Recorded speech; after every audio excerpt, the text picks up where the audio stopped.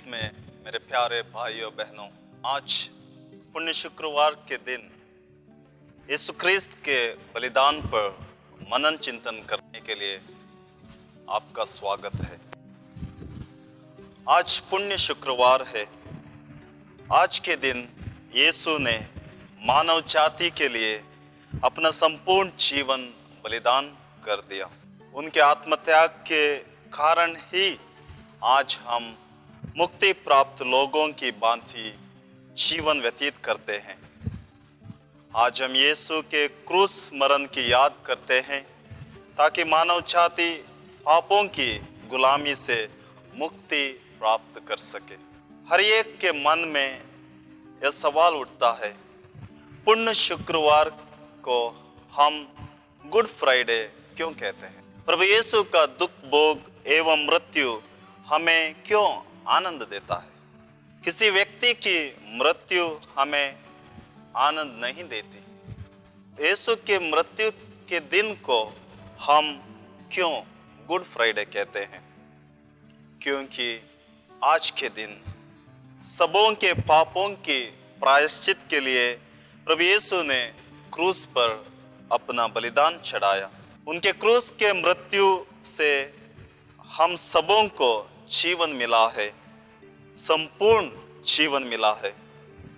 हम योहन के पहले पत्र में हम पढ़ते हैं, प्रभु का वचन कहता है, जिन्होंने हमारे पापों के लिए प्रायश्चित किया है और न केवल हमारे पापों के लिए बल्कि समस्त संसार के पापों के लिए भी। उत्पत्ति के ग्रंथ में हम पढ़ते हैं, ईश्वर ने मानव को अपने प्रतिरूप बनाया। ईश्वर कहते हैं, हम मनुष्य को अपना प्रतिरूप बनाए, वह हमारे सदृश हो। प्रभु ईश्वर ने मनुष्य को अपने प्रतिरूप बनाया। हम सब ईश्वर के प्रतिरूप है। यह प्रतिरूप आनंद का प्रतिरूप है, कृपा का, क्षमा का प्रतिरूप है। लेकिन यह प्रतिरूप विकृत हो गया है। हम संत पौलुस के रोमियो के लिखे हुए पत्र में हम पढ़ते हैं, क्योंकि सबों ने पाप किया और सब ईश्वर की महिमा से वंचित किए गए। ईश्वर ने मनुष्यों को संसार के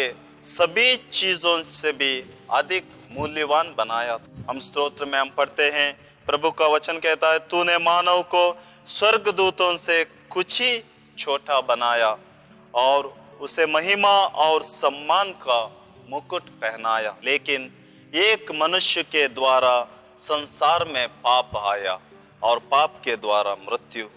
हम रोमियो के पत्र में हम पढ़ते हैं, एक ही मनुष्य द्वारा संसार में पाप का प्रवेश हुआ और पाप द्वारा मृत्यु का।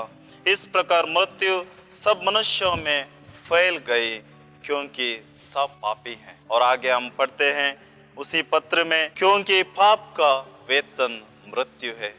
इसलिए मेरे भाइयों बहनों, हम सबों ने पाप किया है और पाप का वेतन हमें मृत्यु मिली है। हम सब पाप के बोझ से दबे हुए हैं। मृत्यु की छाया में हम सब जी रहे हैं। अगर पाप का वेतन मृत्यु है तो ईश्वर का वरदान है हमारे प्रभु यीशु मसीह में अनंत जीवन। तो हमें अनंत जीवन कैसे मिलता है? यीशु के क्रूस के बलिदान द्वारा हमें जीवन मिलता है। हमें मसीह के बलिदान पर विश्वास करना है। हमें मसीह के बलिदान को इब्राहिम के नाम पे लिखा हुआ पत्र में पढ़ने को मिलता है।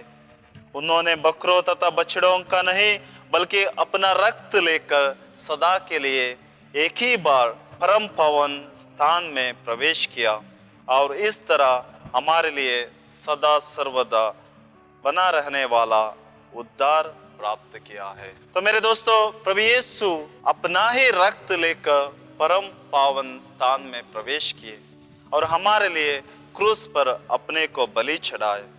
और आगे हम पढ़ते हैं, तो फिर मसीह का रक्त जिसे उन्होंने शाश्वत आत्मा के द्वारा निर्दोष बलि के रूप में ईश्वर को अर्पित किया, हमारे अंतकरण को पापों से क्यों नहीं शुद्ध करेगा और हमें जीवंत ईश्वर की सेवा के योग्य बनाएगा। हम पुराने विधान में देखते हैं, प्रधान याजक वर्ष में एक बार पिछले कक्ष में वह रक्त लिए प्रवेश करता था, जिसे वह अपने और प्रजा के दोष के लिए प्रायश्चित के रूप में चढ़ाते थे। लेकिन प्रभु यीशु कल्याण के प्रधान याजक बकरों तथा बछड़ों का नहीं, बल्कि अपना रक्त लेकर सदा के लिए एक ही बार परम पावन स्थान में प्रवेश किया और इस तरह हमारे लिए सदा सर्वदा बना रहने वाला उद्धार प्राप्त किया है। लेवी ग्रंथ में अध्याय 16 में हम पढ़ते हैं इज़राइलियों के प्रायश्चित के विधान के बारे में। वे एक जीवंत बकरे को लेकर इज़राइलियों के सारे कुकर्म और सब प्रकार के अपराधों को स्वीकार कर उन्हें उसके सिर पर डाल देते थे और बकरे को रेगिस्तान में पहुंचा देते थे।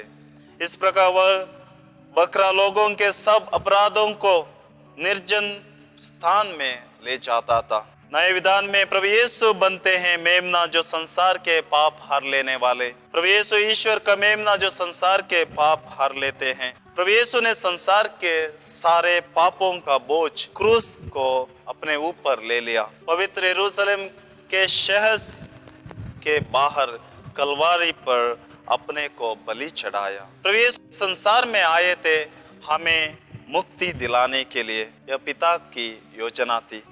हम योहन के सुसमाचार अध्याय 3 पद संख्या 16 और 17 में पढ़ते हैं, ईश्वर ने संसार को इतना प्यार किया कि उसने उसके लिए अपने इकलौते पुत्र को अर्पित कर दिया, जिससे जो उसमें विश्वास करता है उसका सर्वनाश ना हो बल्कि अनंत जीवन प्राप्त हो। ईश्वर ने अपने पुत्र को संसार में इसलिए नहीं भेजा कि वह संसार को दोषी ठहराए, उसने उसे इसलिए भेजा कि संसार उसके द्वारा मुक्ति प्राप्त करे। इसलिए मेरे भाइयों बहनों, हम यीशु के बलिदान से मुक्ति प्राप्त करते हैं। प्रभु यीशु हमें जीवन देते हैं। प्रभु यीशु कहते हैं योहन के सुसमाचार अध्याय 10 पद संख्या 10 में, चोर केवल चुराने, मारने और नष्ट करने आता है, मैं इसलिए आया हूं कि वे जीवन प्राप्त करें, बल्कि परिपूर्ण जीवन प्राप्त करें। प्रभु यीशु के क्रूस के महान बलिदान से हमें जीवन मिलता है। प्रभु यीशु के क्रूस के बलिदान के फलस्वरूप से हम सबको परिपूर्ण जीवन मिलता है। हम लूकस के सुसमाचार में हम पढ़ते हैं अध्याय 19 में, प्रभु यीशु खोए हुए लोगों को ढूंढने के लिए आए थे। प्रभु यीशु कहते हैं जो खोया गया था मानव पुत्र उसी को खोजने और बचाने आया है। प्रभु यीशु का बलिदान हमारे लिए ईश्वर के प्रेम का प्रमाण है।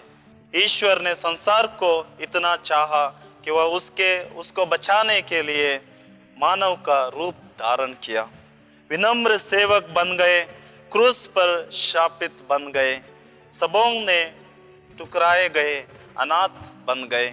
गलातियों के नाम के पत्र में हम देखते हैं कि कैसे प्रभु हमारे कलंकों को अपने ऊपर लेते हैं। मसीह हमारे लिए शापित बन गए और इस तरह उन्होंने हमको संहिता के अभिशाप से मुक्त किया।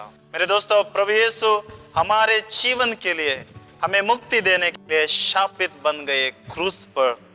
क्रूस का मरण लज्जा का चिन्ह था, संकेत था, अपमान श्राप का चिन्ह। प्रभु यीशु क्रूस पर मरकर क्रूस को पवित्र बनाया।